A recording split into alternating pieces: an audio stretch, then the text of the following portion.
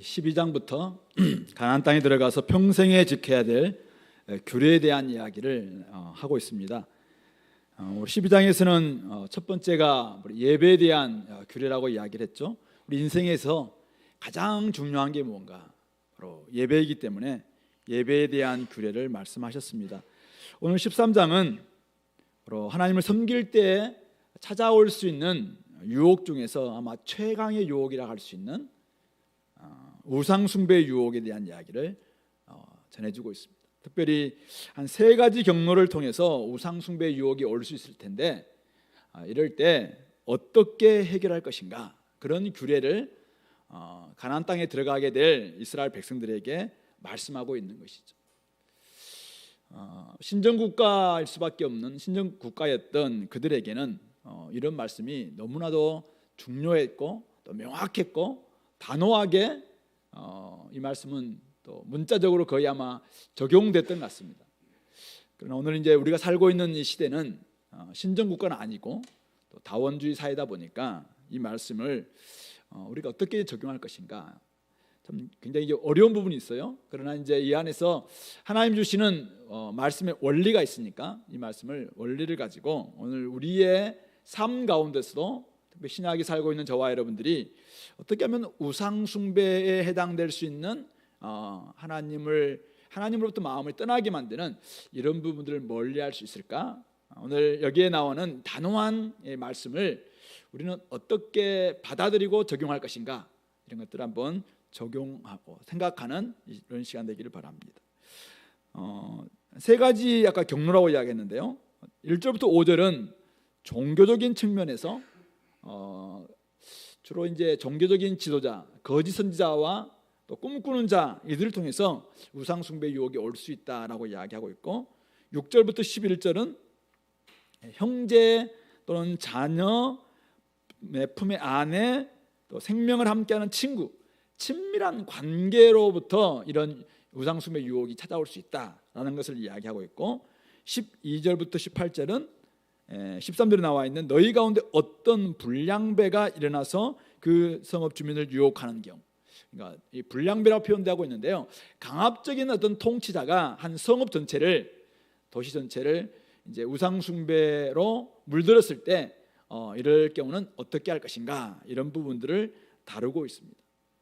먼저 우리 1절부터 5절 종교적인 지도자, 특별히 거짓 선지자와 꿈꾸는 이들이 이제 우상 숭배를 꾀할 때 어떻게 할 것인가.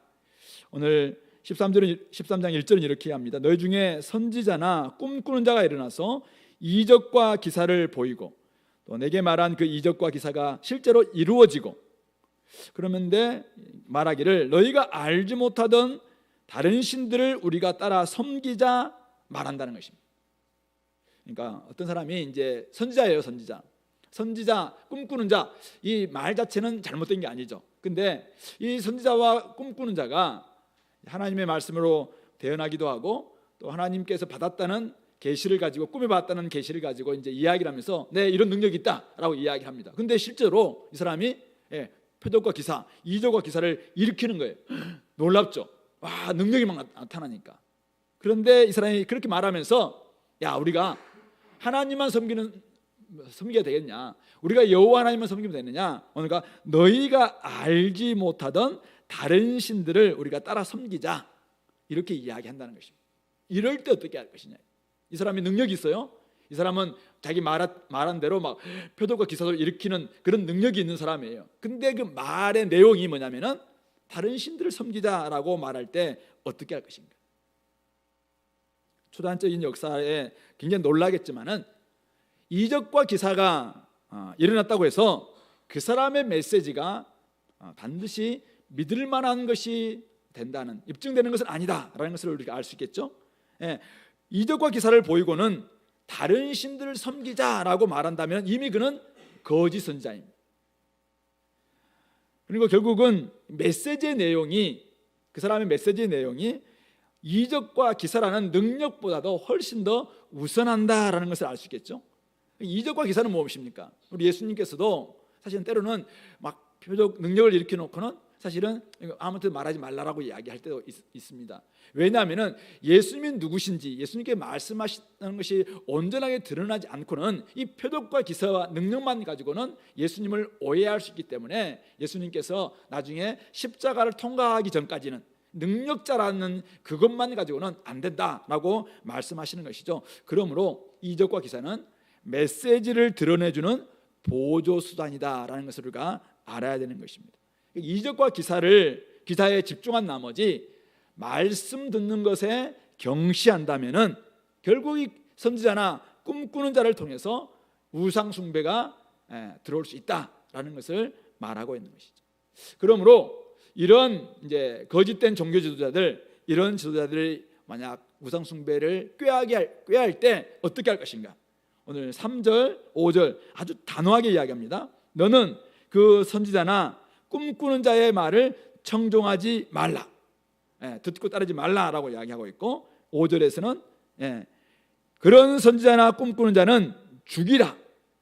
굉장히 단호하게 이렇게 말씀하고 있습니다. 왜냐하면은 첫 번째 소극적인 부분은 3절에 보니까 이는 너희의 하나님 여호와께서 너희가 마음을 다하고 뜻을 다하여 너희 하나님 여호와를 사랑하는 여부를 알려하사 너희를 시험하심이니라.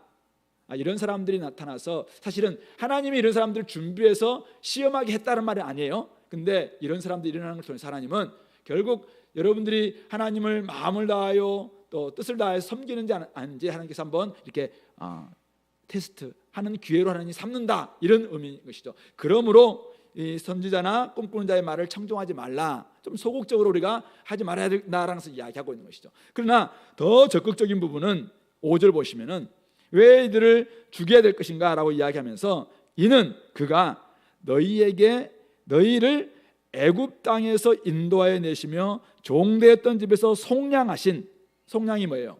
값을 다 지불하고 그를 사서 해방시킨, 바로 속량하신 너희의 하나님을 배반하게 하려 하고, 그들이 누구냐면은 그들의 정체는 하나님, 우리를 구원하신 하나님을 배반하게 하려고 하는, 어쩌면 사탄의 지금 쓰임 받는 자, 사탄의 어쩌면은 지금 집행자다, 이런 의미인 것이죠. 하나님을 배반하게 만드는 그런 사람들이기 때문에 그런 사람들은 반드시 배제해야 된다, 죽여야 된다 이야기하고, 두 번째는 너희 하나님 여호와께서 내게 행하라 명령하신 도에서 너를 꿰어내려고 말하기 때문에.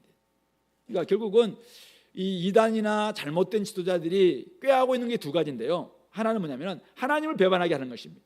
하나님 배반하게 하는 거예요. 하나님 믿지 말고 하나님도 사랑하지 않고 우리를 구원하신 하나님 대신 자기가 구원자인 것처럼 이렇게 꾀하는 게 첫 번째예요. 두 번째는 뭡니까? 하나님께서 우리에게 잘 되라고 주셨던 말씀, 우리를 복 주시려고 주셨던 말씀, 우리를 이 땅 가운데서 풍성하게 하시려고 주셨던 말씀, 이 땅에서 하나님 백성답게 살라고 주셨던 그 말씀에서 떠나게 만드는, 말씀대로 살지 못하게 만드는 그런 의도가 여기에 있다는 것이죠. 그러므로 이런 사람들은 철저하게 제해야 된다. 이들은 악이다라고 얘기죠. 5절 하반절에 이같이 하여 너희 중에 악을 제할지니라, 그렇게 이야기를 하고 있습니다. 그러므로 어떤 종교 지도자가 능력을 막 베풀면서 이제 하나님을 잘 섬기라라고 하면은 그거는 이제 올바른 지도자들이에요. 예를 들어서 제가 능력이 없지만은 막 능력을 막 베풀면서 하나님은 능력자이십니다, 여러분들 하나님을 믿으십시오라고 이야기하면 여러분들은 제가 능력 거기 집중하기보다는 제가 전하고 있는 메시지, 하나님을 잘 믿으라 하고 하나님만이 우리의 주인이시라고 하는 그 메시지에 집중하면서 그 능력도 받아들이면 될 수 있다는 것이죠. 근데 만약 또 제가 저라고 할까요? 어떤 사람이 능력을 엄청 일으키는 거예요. 근데 하는 말이, 야, 하나님만 능력자가 아니다, 우리 삶 가운데서 이 능력을 주시는 분이 있다, 그런 존재를 믿어라. 야, 하나님은 믿는다 하더라도 예수님이 아니라 내가 이 메시아다라고 이야기하면서 자기가 메시아인 것처럼 막 주장할 때 그 메시지 자체가 이미 잘못됐잖아요. 그 사람이 아무리 강한 능력이 있다 할지라도 사실은 그것은 가짜죠. 거짓 선지자입니다. 그래서 우리는 따라가서도 안 되고 청종해서도 안 되고 철저히 관계를 단절해야 된다, 그 이야기를 하고 있는 것이죠. 근데 우리는 사실은 이제 하나님을 떠나게 하는 경우에는 우리가 잘 분별할 수 있어요. 근데 두 번째, 하나님 말씀은 우리에게 말씀을 지키라고 이야기하잖아요.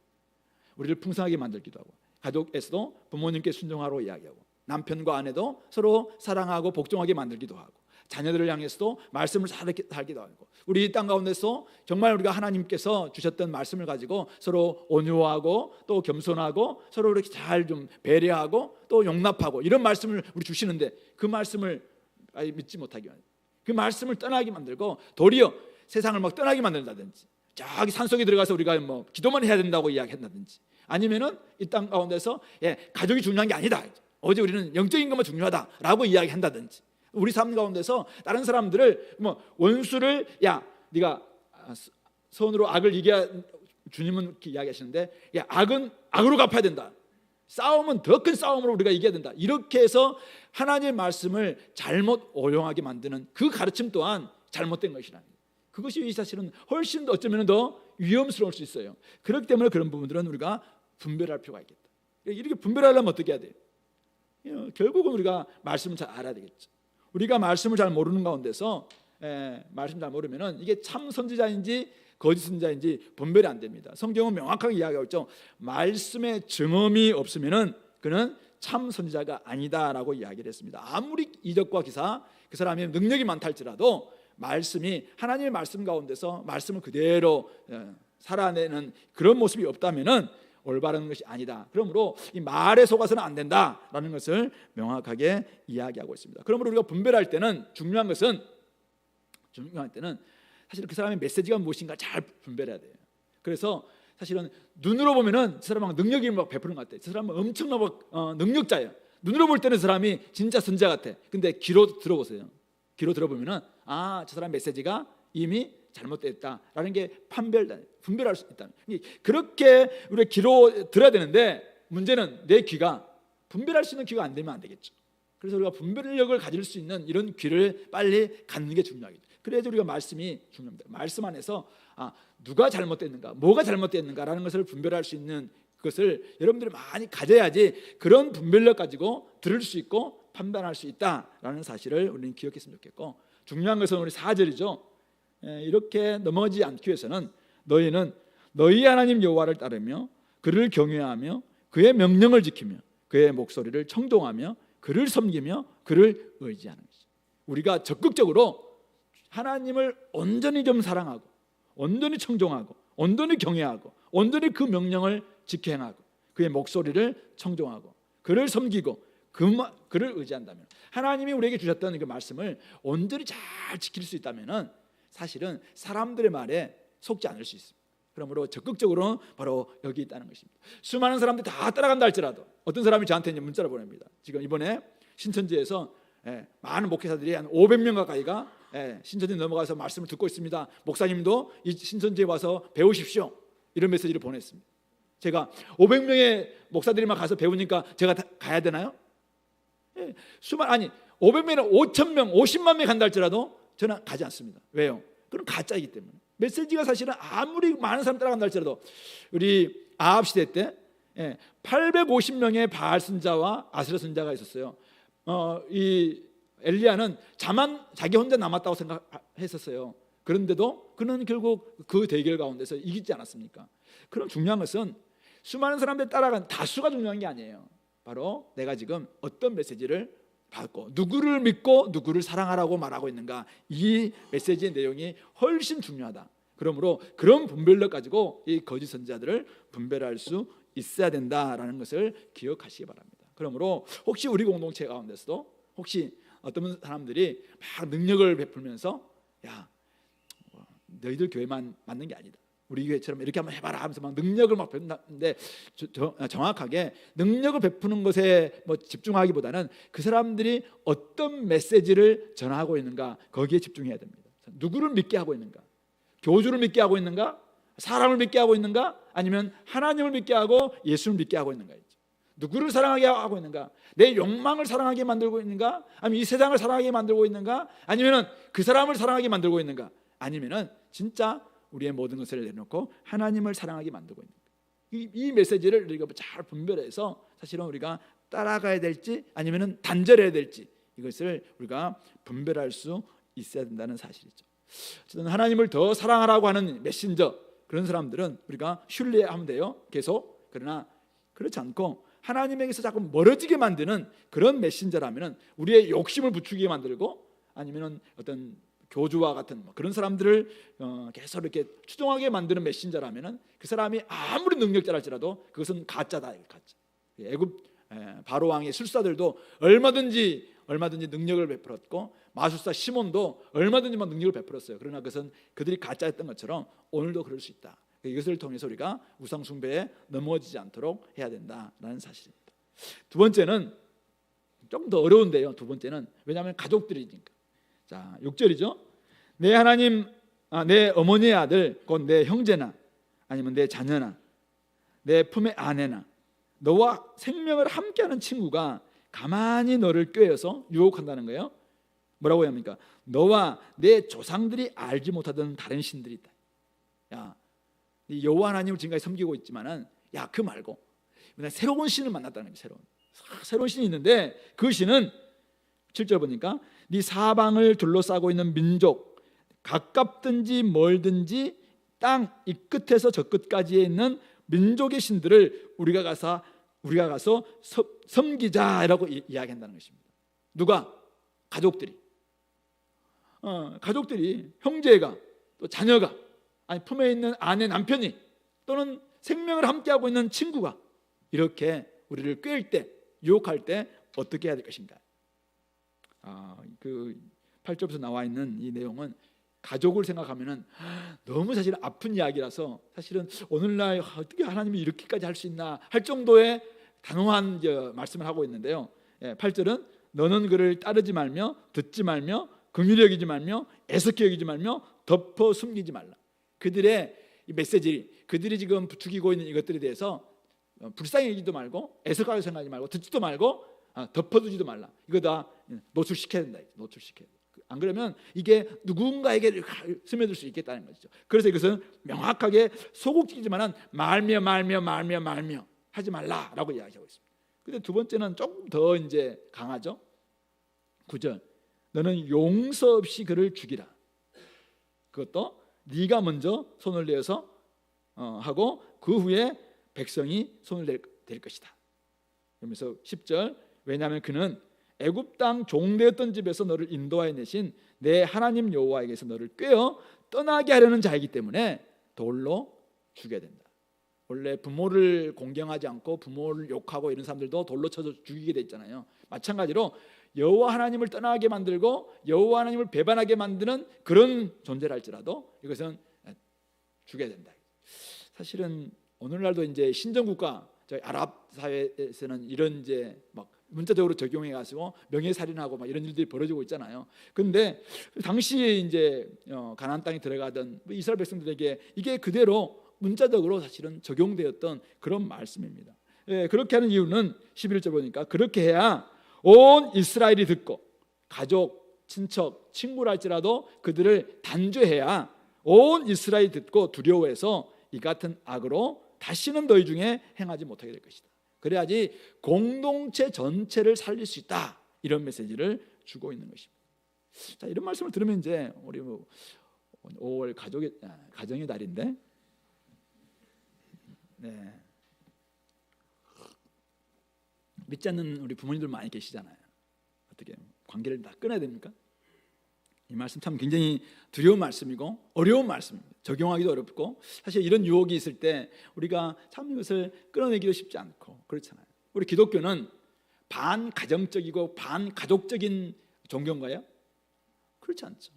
창세기 1장부터 시작해서 마지막 장 1일까지 철저하게 친가족적이고 친가정적인 종교가 기독교입니다. 기독교는 철저히 하나님을 섬기듯이 가족, 부모님을 섬기라고 이야기했고 부모님을 이제는 공경하라고 이야기하고 있고 또 남편과 아내를 진짜 서로 사랑하고 하나님의 신비적인 연합, 삼위 하나님의 그 연합을 가장 잘 볼 수 있는 곳이 부부 관계라고 그렇게까지 우리 에베소서 5장에서는 이야기하고 있잖아요. 그렇기 때문에 우리 기독교는 훨씬 다른 어떤 종교보다도 더 가족들을 사랑하고 가족들을 공경하고 또 좋아하고 또 가족들을 잘해야 되고 바로 이게 기독교입니다.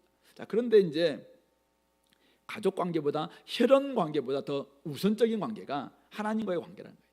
그렇기 때문에 당시에도 이 땅의 혈연 관계가 하나님의 언약 백성의 이 관계를 끊게 만드는 그런 범죄를 저지른다면 어떻게 할 것인가? 그때는 우선순위는 하나님과 관계에 있다. 그것을 우리에게 알려주고 있는 것이죠. 하나님을 떠나서 이방신을 따르게 한다면 함께 배교자가 되는 것이고 함께 망하게 되기 때문에 가족 간의 갈등을 피하기 위해서 이것을 방치한다면 신앙을 양보한다면 같이 망하게 되는 것이고 같이 파멸로 넘어가는 것 아니냐. 그러므로 악을 사전에 차단해서 공동체 전체가 악에 물들지 않도록 우상 숭배에 넘어지지 않도록 해야 된다. 그런 이야기를 하고 있는 것입니다. 이런 부분에 있어서 사실은 이제 이스라엘이 처음에는 뭐 한동안 좀 하는 것 같다가 나중에 잘 알다시피 북이스라엘을 시작했던 여로보암 1세부터 이미 사실은 온 공동체가 무너졌고 남유다도 계속해서 뭐 히스기야 왕이라든지 요시야 왕이라든지 개혁과 또 새롭게 회복하려고 애를 썼지만은 결국 이들이 우상 숭배에 넘어짐으로 말미암아 나중에 이들도 쫓겨나게 되는, 그래서 하나님으로부터 심판받을 수밖에 없는 그런 모습이 되었다라는 걸 생각해 본다면은 오늘 우리 삶 가운데서도 참 우리가 하나님을 떠나서 이렇게 살 수 있는 길은 별로 없다라는 것을 우리가 기억한다면 오늘 우리 6절부터 11절에서 이야기하고 있는 일단 가족, 친척들, 친구들 속에서 우리를 다른 뭐 신을 섬기다라 한다든지 이단에 우리를 막 초청한다든지 이럴 때마다 먼저 해야 될 일은 무엇입니까? 일단 듣지 않는 것입니다. 그들의 말을 듣지 않고 긍휼히 여기지도 말고 이 문제에 덮여두지 말아야 됩니다. 소극적으로 반드시 이것은 하지 말아야 될 부분이 있습니다. 더 근데 적극적으로 해야 될 게 있겠죠. 그들을 우리가 설득해야 됩니다. 설득해서 그래도 안 되면은 사실은 어느 정도 관계를 좀 더 단절할 필요는 있어 보이긴 합니다. 근데 이럴 할 때 이 말씀을 오늘날 우리 적용할 때는 굉장히 조심스럽게 지혜롭게 이것을 하지 않으면 안 된다라는 것을 우리는 생각해야 됩니다. 왜요? 믿지 않는 부모라 할지라도 우리가 해야 될 첫 번째 우선순위는 그를 공경하는 것입니다. 우리 믿지 않는 부모님 효를 다하는 것, 이것이 바로 우리 하나님께서 말씀하시는 것입니다. 그렇죠? 우리 제5계명에서 분명히 이야기하고 있습니다. 내 부모를 공경하라. 이것이 이 땅에서 우리가 잘 살 수 있는, 장수할 수 있는 비결이라고 분명히 말씀하고 있습니다. 그러므로 우리는 부모님을 사랑하고 부모님을 공경하는 것, 이것은 당연히 해야 됩니다. 또 우리가 넘어지지 않기 위해서는 어떻게 됩니까? 우리가 유혹의 말에 넘어지지 않기 위해서 자꾸 우리가 듣지 않고 계속 막는 것으로 이 소극적인 방식 가지고는 안 될 거 아니겠습니까? 그러므로 우리 안에 자기의 신앙이 명확하게 지금 되어 있는가, 내 자신의 신앙이 정말 분명할 수 있으면 좋겠다 이거죠. 그래서 우리가 성경도 주 안에서 내 부모를 공경하라 라고 했으니까 하나님을 멀리하는 말까지, 우리가 멀리하라는 말까지 잘 참고 막 인내하고 막 그런 것은 아니에요. 그러나 진짜 우리 속에서 하나님을 잘 섬기는 모습을 우리 부모에게 잘 보여줄 수 있다면, 내 신앙이 잘 관리가 되어서 진짜 내가 행복하게 사는 모습들, 신앙 안에서 정말 아름답게 살아가는 모습들, 열매 있는 모습들, 이 땅에서 행복하는 모습들, 기쁨을 유지하는 모습들, 이런 모습들을 우리가 진짜 잘 보인다면 옆에 있는 사람들이, 우리 부모나 친척이나 남편이나 아내나 친구가 사실은 우리에게 야, 네 그렇게 살지 말고 나 이렇게 살자라고 이야기할 수 있겠냐 이거죠. 사실은 이게 부러우면 진다 이런 말 있잖아요. 진짜 우리가 다른 사람들이 살아가고 있는 모습을 자꾸 부러워하면은 우리도 사실은 자꾸 마음이 빼앗길 수밖에 없어요. 근데 진짜 우리 안에서 우리 예수 믿는 것이 진짜 행복이고, 예수 믿는 것이 기쁨이고, 예수 믿는 것이 내 속에서 말할 수 없는 즐거움이고 영광스러움이고, 그래서 이것이 막 너무 아름다운 모습으로 비쳐요. 부모님께, 그리고 옆에 있는 사람들이 막 비쳐. 근데 그런 사람들이 야, 너도 믿어봐 이렇게 할 수 있겠냐, 도리어 야, 어떻게 하면 그렇게 되냐 이렇게 묻지 않겠습니까? 그런 점에서 우리가 좀 우리의 신앙을 잘 관리하는 것, 이 신앙 관리하란 말이 단지 뭐 기도 시간 지키고 말씀 잘하고 막 이런 그냥 형식적인 이것이 아니라 진짜 예수 믿는 그 맛을 이 안에서 좀 누리자는 것입니다. 우리는 예수 믿는 것 동시에 이미 우리는 영생을 소유한 사람들 아니겠습니까? 예수 믿는과 동시에 우리는 사망의 생명으로 이미 옮겼느니라. 이미 우리는 사망의 생명으로 옮긴 사람 아니겠습니까? 이미 예수님을 믿는 순간 우리는 천국의 백성이 된 사람 아닙니까? 우리는 죽어서 천국 갈 거예요. 그러나 지금 여기에서 우리가 천국이 내 삶 가운데서 내 가정 안에서 이루어져야지 사실 다른 사람들 우리를 보면서 야 어떻게 그렇게 사냐라고 궁금해할 거 아니겠습니까? 이 땅이 신라곤 맞습니다. 그러나 신라곤 가운데서 우리는 이미 복락곤을 경험한 사람들이어야 됩니다. 우리가 예수 믿는 기쁨, 예수 믿는 즐거움, 예수 믿는 향기, 예수 믿는 맛, 이것을 우리가 회복해서 사람들에게 보여줄 수 있어야 되겠죠. 그냥 여전히 신앙생활을 그냥 견디고 있는 것 같은, 이 땅이 너무 괴로운 세상이니까 막 견디면서 언제 주님 오시나 막 이것만 막 기다리면서 그냥 현실에 막 도피하는 것 같은 이런 삶을 주님께서 살라고 이 말씀 주셨나 이거죠. 그렇지 않은 것입니다.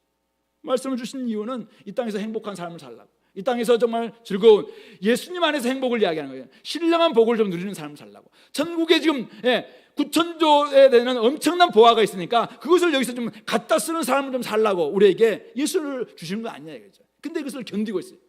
나중에 쓸 걸 생각하면서 지금 막 계속 견디면서 자린고비, 우리가 자린고비인가요? 자린고비 신앙은 잘못된 신앙이에요. 여기서 누려야죠. 여기서 사실은 우리가 그걸 갖다 써야죠. 천국을 갖다 써야 됩니다. 우리는 천국의 생명을 갖다 써야 됩니다. 여기서 우리가 어떻게 살아가는 것이 진짜 삶인가라는 것을 옆에 사람들에게 보여줘야 되는데 자꾸 보니까 우리 견눈질에 보면 그게 너무 부러우니까 자꾸만 넘어가는 거예요. 신앙이 하얀 곡선 걷는 이유가 바로 여기에 있는 거 아니냐 이거죠. 우리 신앙이 자꾸 미지근한 이유가 무엇이에요? 신앙의 맛을 자꾸 잃은 이유가 무엇입니까? 잘못된 신앙 속에서 자꾸만 여기에서 자꾸 우리가 그것을 하나님이 믿는 것을 어떤 다른 것으로 착각하기 때문에 그렇다는 사실입니다. 그러므로 저 뒤에 나와 있는 아직도 삶으로 설명한 신앙 저 책 안 보신 분들은 사다 보시 바랍니다. 삶으로 설명되지 않은 신앙은 가짜 신앙이에요. 삶으로 설명되지 않은 신앙은 사실은 그것은 잘못된 신앙이에요. 오늘 여기에서 삶으로 설명되어 줄 수 있어야 됩니다. 우리가 삶 안에서 신앙이 나를 살렸다라는 고백들이 나와야 됩니다.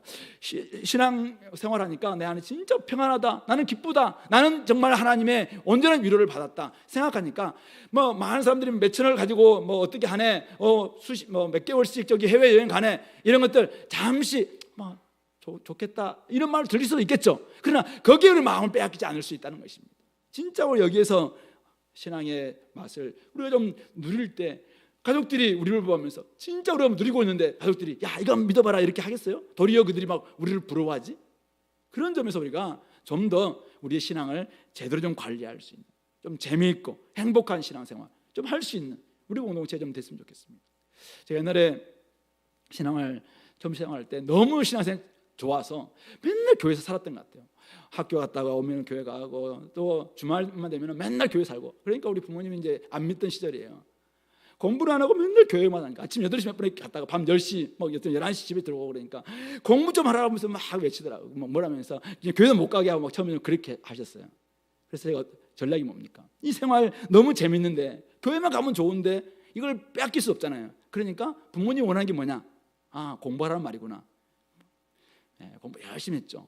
그렇다고 해서 제가 공부를 막 잘한 건 아니에요. 근데 하니까 사실은 부모님들도 조금 인정을 해주면서 나중에는 부모님도 이제 어떤 계기가 있어서 교회를 나오셨는데요.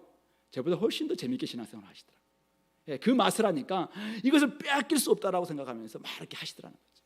저는 우리 삶이 좀 그랬다고 생각합니다. 왜 자꾸 우리 가족들에게 넘어갑니까? 왜 친구들한테 자꾸 마음을 빼앗겨요? 왜 자꾸 세상의 마음을 빼앗깁니까? 우리 신앙을, 내 거를, 우리 것이 소중한 것이요. 우리 게 소중한데 이걸 자꾸 빼앗기니까 자꾸 남에게 마음을 빼앗기는 거 아니냐. 그러면 지금 혹시 하얀 곡선을 걷고 있는 분이 계십니까? 신앙에 있어서 자기 한번 그래프 한번 그려보세요. 신앙에 내가 하얀 곡선을 걷고 있다. 아니면 정체되어서 밑에 지금 하얀 밑에서 올라올 힘도 없다. 이런 사람들은 다시 한번 정신을 차려야 돼요. 안 그러면 여러분들을 빼앗길 수 있어요. 마음을 빼앗기면 다 빼앗기는 거예요. 마음 빼앗기면. 그러므로 우리가 적극적으로 부모들한테 우리가 사실은 부모들을 모시고 와야 되고 친구들을 데리고 와야 되고 친척들을 지금 데려와야 되는데 자꾸 내 안에서 이걸 누리지 못하니까 자꾸 야 여기도 좋은 게 있더라 이렇게 하는 거 아니겠죠. 옛날에 뭐 대구에 분이 어떤 분이 이야기하더라고. 803 갓바에 가면은 기도할 영험한 장소가 있다고. 그래서 많은 분들이 거기 고3 시험 칠 때 되면 많이 올라간대요. 근데 이제 우스갯소리로 이야기했겠죠. 어떤 분들이 이야기해요. 권사님 이리 와, 이리 와. 여기 좋은 자리야. 이야기했다는 이야기를 들으면서 지어낸 이야기겠죠. 설마 그러겠어요? 권사님이 거기 가서 막 기도하겠어요, 그죠? 근데 혹시 우리가 그런 거 아니야 이제. 교회 와서 신앙생활하고 기도하고 막 이런 맛을 모르니까 그냥 마음이 늘 뭐 그냥 갓바위가 그립고 팔공산이 그립고 뭐 옛날에 뭐 어디죠 이거 계룡산이 그립고 혹시 이런 신앙이라면 이 가짜 중에 가짜니에요. 그죠? 그러면 빼앗길 수밖에 없다. 그런 점에서 우리가 진짜 우리 안에서 신앙의 맛을 쫙 누릴 수 있는 미지근하면은 음료수든 물이든 아니면 신앙이든 토해내칠 수 있는 밖에 없는 이런 모습. 그런 점에서 믿기로 결단했습니까? 그러면은 내가 누군가를 좀 끌어들일 수 있는 이런 좀 신앙을 좀 갖기 바랍니다. 어느 정도 좀 오면서 너무 좀 이렇게 정체되어 있는 가운데 좀 이렇게 가고 있는 느낌이 들어요. 제가 보니까 좀 정신 좀 차리고 재밌는 신앙생활 한번 딱 제목 붙이세요. 행복한 교회 생활 아니면 슬기로운 교회 생활 하든지 어쨌든 좀 그렇게 해서 사람들이 이 나의 재미를 빼앗을 수 없도록 내 걸 더 막 이렇게 좀 강화하는 거죠. 이게 요소 절대 빼앗길 수 없다. 막 억지로 하는 거 말고 있잖아요. 이 안에서 진짜 막 나오는 기쁨과 감격과 막 이게 있어서 그럴 때 사람들한테 우리가 도리어 야, 이거 한번 해보라 이렇게 나오지 않겠냐. 마지막 세 번째는 12절부터 18절인데요. 이제 불량한 자들의 강화부에서 우상숭배에 빠진 경우입니다. 불량한 자들이 강력한 이제 뭐 권력을 가지고 모든 성읍들을 우상숭배로 이제 끌어들이는 경우 같은데요. 소문이 들립니다. 소문이 들렸는데 어떤 불량배가 일어나서 그 성읍 주민을 다 유혹해서 너희가 알지 못하던 다른 신들을 우리가 가서 섬기자 한다는 소문이 들립니다. 근데 이 소문이 다 넘어갔다는 소문이 들리는 거예요. 근데 이 소문이 이런 소문이 있을 때 어떻게 할 것인가? 어떤 소문은 두 가지 방식 있잖아요. 두 가지 있잖아요. 어떤 사람은 진실이 있을 때 소문을 내는 사람이 있는가 하면은 어떤 경우에는 가짜 뉴스를 퍼뜨림으로 말미암아 자기가 이득을 취하려고 소문을 퍼뜨리는 경우도 있어요. 그래서 이 소문의 진상을 파악해야 되는 것이죠. 그래서 14절 너는 자세히 묻고 살펴보는 거 이게 첫 번째입니다. 근데 두 번째가 이런 가증한 일이 너희 가운데 있다는 것이 확실한 사실로 드러난다면 어떻게 할 것인가? 그러면은 15절부터 17절 이것은 가나안 족속을 진멸하였던 헤렘 전쟁이라고 진멸 전쟁이 있는데 그 전쟁 그대로를 여기서 명령하고 있어요. 그들을 다 진멸하라. 그 속에 있는 물건들은 다 불태워서 폐허가 되게 하라. 그리고 너는 17절 보니까 진멸한 물건을 조금도 손대지 말라. 왜냐하면 그 진멸한 물건을 손을 댐으로 말미암아 그것 욕심 때문에 잘못된 소문을 일으켰고 그래서 그 사람들을 진멸할 수 있는 이런 가능성이 있기 때문에 아예 이 가능성까지 다 차단하는 아예 손도 대지 말라 그렇게 이야기를 하고 있습니다. 그렇게 하면서 그렇게 해야 될 이유가 17절 하반절에 나와 있습니다. 그리하면은 여호와께서 그의 진노를 그치시고 너를 긍휼히 여기시고 자비를 다하사 내 조상들에게 맹세하심 같이 너를 번성하게 하실 것이다. 그렇게 이야기합니다. 이 땅에서 이스라엘이 약속의 땅에서 번성할 수 있는 하나의 길이 있다면은 바로 이런 방식, 우상 숭배에 넘어가고 있는 그런 성읍들 있다면은 그것은 가나안 7 족속과 같이 대하고 그렇게 도려내지 않으면 안 된다. 결단하고 철저하게 도려내지 않으면은 온 공동체가 함께 망할 수 있기 때문에 결국은 이것은 도려내야 된다 이 말입니다. 썩은 부위를 결국은 도려내야 몸 전체가 결국 썩음을 방지할 수 있다 이 말입니다. 그래서 우리가 어떤 부분이 썩었다면은 썩은 부분만 싹 이렇게 솎아내는 것도 필요하겠지만은 어쩌면 그 주위 부분까지 다 이렇게 도려내야지 이게 이미 전염되어 있는데 곧 뭐 발현될 수 있는 이 가능성까지 다 차단할 수 있는 것이죠. 저희 아버님이 80세 때 그때 위암이 걸렸는데요. 그때 초기 중에 초기였거든요. 그런데 아산병원 가니까 이것을 50%인가 80% 정도 이렇게 도려냈다고 하더라고요. 그래서 어떻게 이렇게 많이 도려내니까 그때 선생님이 그러시더라고요. 결국은 전염된 전이되어 있는 가능성까지 다 차단하기 위해서 그렇게 하신다. 그래서 5년 열심히 이제 치료 잘 받으셨다가 다 완치되시고 92세인가 돌아가셨는데요. 그렇게 하신 거 아니냐. 그리고 결국 온 몸을 살리기 위해서 훨씬 더 넓은 부분까지도 도려내는 거 이것이 필요하다라는 부분이죠. 근데 왜 이제 우리는 이거죠? 왜 이렇게 하나님께서, 사랑의 하나님께서 이렇게 강하게, 그것도 단호하게 뭐 도려내고 진멸하고 막 이런 이야기를 지금 이스라엘 백성들에게까지 하고 있는가? 하나님은 공의로우신 분이신데 이방 민족에 대하던 동일한 기준으로 하나님의 백성들에게까지도 동일하게 기준을 재고 있는 것이죠. 대고 있는 것이죠. 우상 숭배는 우리를 구속하신 하나님, 바로 언약의 하나님, 우리를 구원하시는 하나님으로부터 돌아서게 만드는 가장 무서운 바이러스자 암적인 존재, 즉 악이기 때문에 이런 악은 결국은 처단해야 된다라는 것을 이야기하고 있는 것이죠. 자, 신약에 오면 어떻게 이야기합니까? 우리 골로새서 3장 말씀 볼까요? 골로새서 3장 5절 6절 말씀. 우리 327페이지. 골로새서 3장 5절 6절.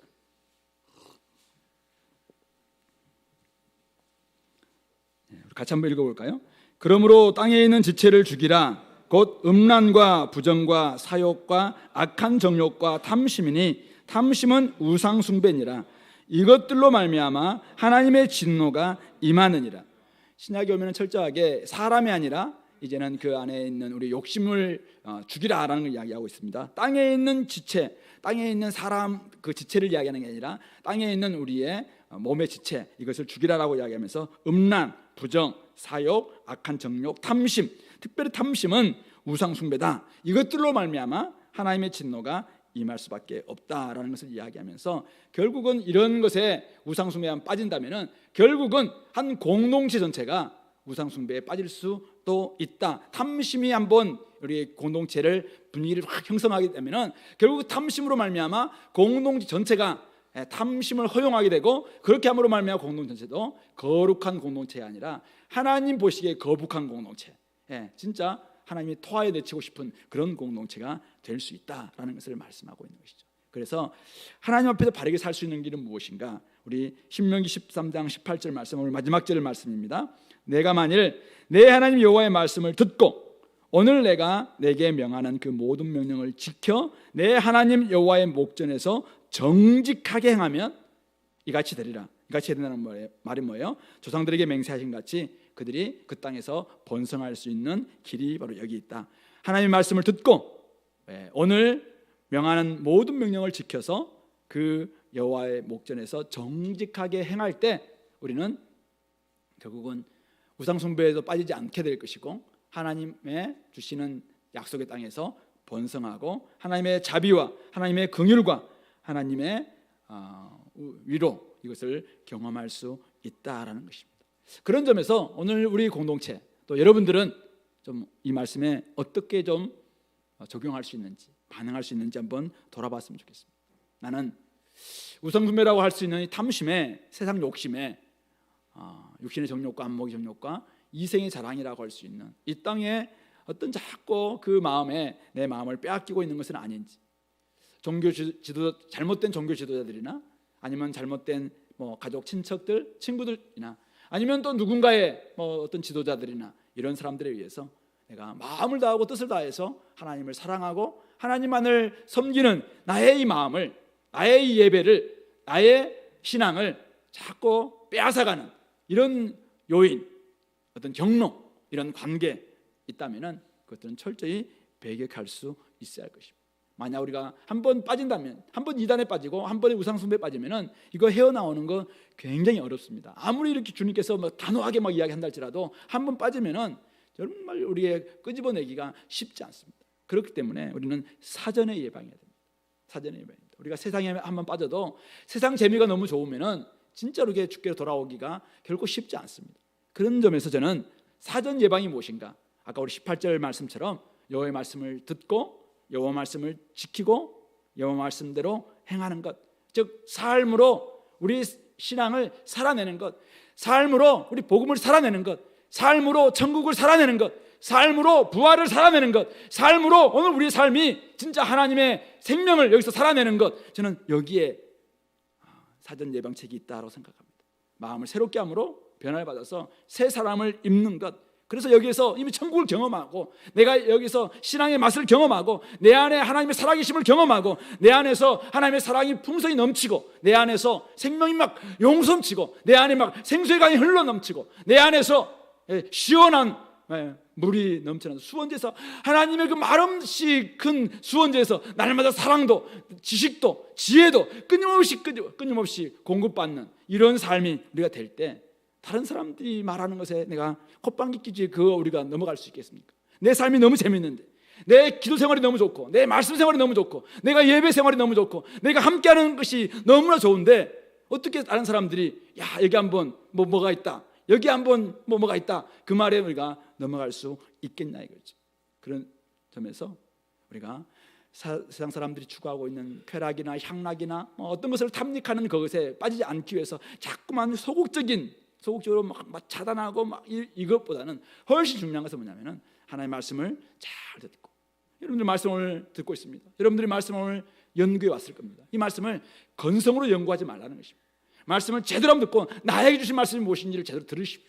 그 말씀을 좀 지켜내시기 바랍니다. 이 말씀이 진짜 마음으로 뜨겁게 서로 사랑하라고 하는구나, 진짜 서로 사랑한다는 것은 허다한 죄도 덮을 수 있는 거구나, 내가 지금 남편과 아내 관계 속에서 뭐가 부족할까, 다른 게 부족한 게 아니에요. 사실은 사랑이 부족한 거잖아요. 이 사랑은 허다한 죄도 덮을 수 있고, 허다한 허물도 덮을 수 있고, 저 사람의 약점과 저 사람의 모든 것들도 내가 얼마든지 덮을 수 있는데 사실은 이런 사랑이 부족했구나 생각하면서 서로 사랑하는 거죠. 서로 사랑하는 거예요. 봉사할 때도 마찬가지예요. 교회에서 사역할 때도 우리가 어떻게 봉사해야 됩니까? 하나님이 주시는 말씀으로 우리가 말씀을 전하고 말씀대로 사는 거고, 하나님이 주시는 힘으로 말미암아 이 일들을 감당할 때 내가 잘나서가 하는 게 아니구나, 하나님께 주시는 능력 없이는, 하나님의 은혜 없이는 내가 살 수 없구나, 이걸 생각한다면 어디서 우리가 내 자신을 자랑할 수 있겠습니까? 이 말씀을 제대로 한번 지키고 정직하게 하나님 앞에서 행한다면 저는 이것이 진짜 이거 비결 중의 비밀이라고 생각해요. 우리 공동체 생활이 소위 말해서 오늘 우리 2023년에 우리 교회가 공동체 다음 세대에 선교하는 교회 목표를 가지고 나아가고 있는데, 첫 번째 공동체가 너무 좋아요. 동기는 뭡니까? 하나님을 알아가고 알려주기 위해서 이 공동체를 강조하고 있는데, 이 공동체를 통해서 우리가 기대하는 바는 무엇입니까? 하나님을 더 사랑하기를 원한다는 것입니다. 하나님 더 사랑하고 싶습니다. 하나님과 멀어진 사람도 공동체 오기만 온다면 진짜 하나님을 더 사랑하는 공동체를 만들어야 되는데, 우리가 공동체를 지금 제대로 만들고 있느냐, 자꾸 피하기만 하는 이런 모습 가지고 안 될 거라고 생각해요. 예배가, 공적인 예배가 공동체 예배인데 자꾸 피해서는 안 되겠냐 이거죠. 수요예배가 제가 지난주도 우리 전사님이 이야기했습니다만은 갈수록 줄어들고 있고, 이렇다면은 우리가 공동체를 사랑한다면은 함께 와서 하나님을 사랑하는 것을 마음으로 표현하는 것, 이것은 시간과 재정으로 표현하지 않고서는 하나님을 표현한다는 것을, 사랑한다는 말을, 사실은 그것은 가짜에 해당됩니다. 여러분들이 시간과 정말 재정으로 표현하지 않는 사랑은 가짜 사랑일 수가 많아요. 아내에게, 남편에게 사랑한다고 이야기하면서 시간 내주지 않고 돈 쓰지 않고 우리가 마음 쓰지 않으면서 사랑한다? 거짓말입니다. 거짓말. 그렇기 때문에 하나님 사랑도 마찬가지예요. 그런 점에서 여러분들이 우리가 공동체 사랑한다면 이런 관계를 만들어 가야 되죠. 적극적으로 할 때 우리 안에서 주님께서 원하시는 말씀 그대로 진짜 구체적으로 한번 우리가 사랑해 본다면은, 몸이 지금 여러 가지 문제로 세상적인 욕심 때문에 막 지금 조금씩 쪼들고 있다면은 이 몸, 죽어가는 몸 어떻게 할까요? 살려야 되지 않겠습니까? 그래서 자꾸 헛된 것들로부터 오는 나의 시간을 빼앗고 나의 지금 마음을 빼앗고 있는 그것들을 차단하면서 공동체 예배를 살리기 위해서 애써야 되겠고, 내가 직분자인데 적어도 내가 수요일과 금요일 예배는 내가 참석해야 되는 거 아닌가? 그렇지 않다면 내 직분을 내려놓든지 그렇게 해야 되는 거 아니겠습니까? 하나님 앞에서 선서하면서 집사 직분을 받은 사람들이 어떻게 수요일날 금요일 때 보이지 않냐 이거죠. 이렇다면 나의 내려놓는 게 낫지 않냐 이거죠. 그런 점에서 우리가 좀 내 마음속에서 정말 이 사랑하는 모습들이, 말씀을 지켜내려고 하는 모습들이 있어야 된다고 생각합니다. 선교하는 교회, 왜 우리가 선교하는 교회로 나아가기를 원합니까? 왜 우리 선교하려고 합니까?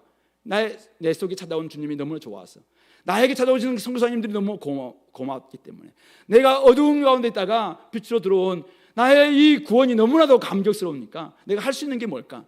내가 직접 선교사는 나갈 수 없어도 선교에 동참하기 위해서 적은 시간이지만 내가 한번 선교에 나가보겠다, 이런 마음으로 우리 교회가 지금 이렇게 G7이라는 이름으로 하는 건 아니겠습니까? 우리도 중국 가고 싶죠. 그러나 막혀 있었고 오랫동안 닫혀 있었고, 그런 가운데서 할 수 있는 일은 무엇일까? 찾고 기도하고 의논하고 연구하고 하면서 우리가 적어도 한번 우리 7개 나라에, 중국 주변에 있는 나라에 가보자라고 지금 온 공동체가 이렇게 힘을 모으고 있지 않습니까? 그렇다면은 같이 마음을 모아서 딱 해보는 거죠. 그러면 거기에서 하나님의 사랑과 정말 우리가 이 기쁨들을 더 누리지 않겠냐 이거죠. 이렇게 할 때 결국은 다른 사람들이 우리의 마음을 빼앗고 우리 시간을 빼앗고 우리의 자꾸 하나님의 사랑을 빼앗는 이런 모든 부분도 저는 차단할 수 있다고 생각합니다. 그런 점에서 혹시 여러분들이 우상숭배를 멀리하기 위해서 내 우상숭배는 무엇일까? 이것 찾기보다는 소극적인 태도보다는 마음과 뜻을 다해서, 이 마음을 다한다는 것은 우리의 지성을 다한다는 말이 있고 뜻을 다한다는 것은 전인격적인 우리의 헌신을 이야기하는 거예요. 그러니까 그걸 다해서 내가 진짜 하나님을 사랑할 수 있는 길이 무엇인가? 하나님은 분명히 이야기합니다. 그렇게 사랑하려면은 말씀을 들어라, 말씀을 지켜라, 말씀을 행하라. 말씀을 살아내는 거예요. 이 말씀을 살아내는 것이 천국을 살아내는 길이 결국 천국을 지향하는 삶이고 천국을 갈 수 있는 삶이고 그 삶이 결국은 오늘 여기에서 우리가 우리 모두를 살려드릴 수 있는 사람이라고 믿습니다. 그런 점에서 혹시 미지근했던 나의 신앙들 다시 한번 돌아보시고 이제는 우상숭배 탐심들 딱 좀 끊어내고 그리고 오직 하나님을 더 사랑하고 하나님을 적극적으로 섬길 수 있는 우리 공동체가 될 수 있도록. 어떻게 하면 우리 대학부를 한번 살려볼까? 어떻게 하면 되겠습니까? 여러분들이 열심히 시간 투자하면 돼요. 열심히 가서 마음을 투자하면 돼요. 어떻게 하면 우리 작년부 살려볼까요? 작년부 구역 모임에 열심히 참여하고 거기 가서 이렇게 마음을 주고 내가 할 수 있는 만큼 시간도 쓰고 돈도 좀 쓰고 이렇게 하면은 얼마든지 아마 살아날 수 있다고 저는 믿습니다. 그런 점에서 구역 만들어 놓는데 그건 뭐 교회에서 하는 일이고 나는 모르겠고 이런 태도 이젠 버리시고 좀 더 우리 적극적으로 참여해서 거기에서 작은 그룹이 살아난다면 전체 그룹도 살 수 있어요. 그러기 위해서 열심히 다시 한번 낼 수 있는 우리 공동체 될 수 있기를 바랍니다. 같이 한번 기도할까요? 우리 말씀을 좀 생각하면서 오늘 여러분에게 주셨던 하나님의 메시지가 무엇일까요? 제가 오늘 저를 섬기라 하든지 잘못된 걸 섬기라 했다면 여러분들은 저의 말씀 안 들어도 됩니다. 그러나 혹시 저를 통해서 하나님께서 오늘 하나님을 더욱더 섬기게 하고 있고 하나님의 교회가 제대로 되어 있으면 좋겠다 이런 마음을 주셨다면 거기에 반응하시고 그렇게 한번 우리 결단할 수 있게 바랍니다. 같이 한번 기도하겠습니다.